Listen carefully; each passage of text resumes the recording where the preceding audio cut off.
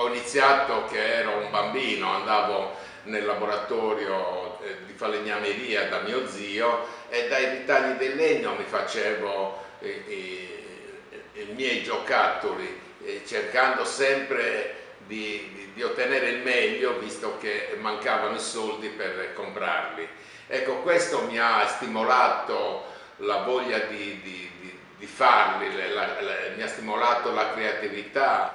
Ecco, questo spirito è rimasto ancora oggi, che ho girato moltissime botteghe. Io ricordo che nonostante fossi in una bottega artigiana a lavorare come operaio, la sera, finito le ore di lavoro, mi mettevo a costruire dei giocattoli. Spesso li costruivo anche per i miei amici, per i miei fratelli. Per me la carriola, la carriolina, su garruccio, no? Viene chiamato in sardo, è il giocattolo più caro, che mi ricorda tutta la mia infanzia. Era un giocattolo che mio zio mi costruiva per il periodo natalizio. Io per tanti anni ho avuto sempre lo stesso giocattolo, perché mio padre aveva così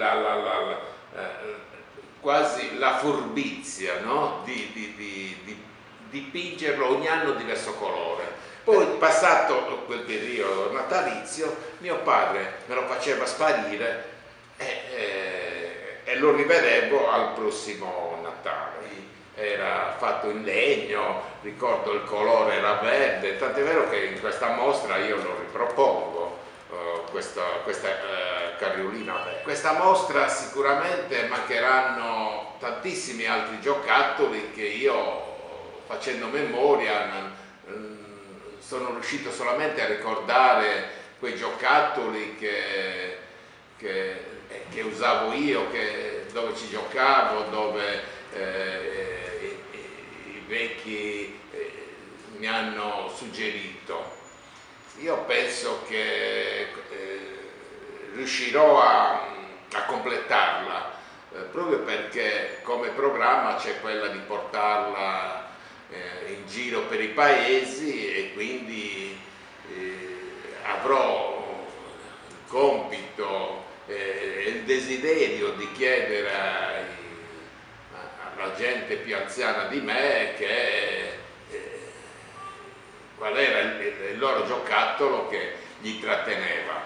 Ritengo una mostra importante sia per i nostri antenati sia per i bambini, perché i bambini possono avere lo stimolo di cercare, di fare una ricerca sul giocattolo. Questo vuole essere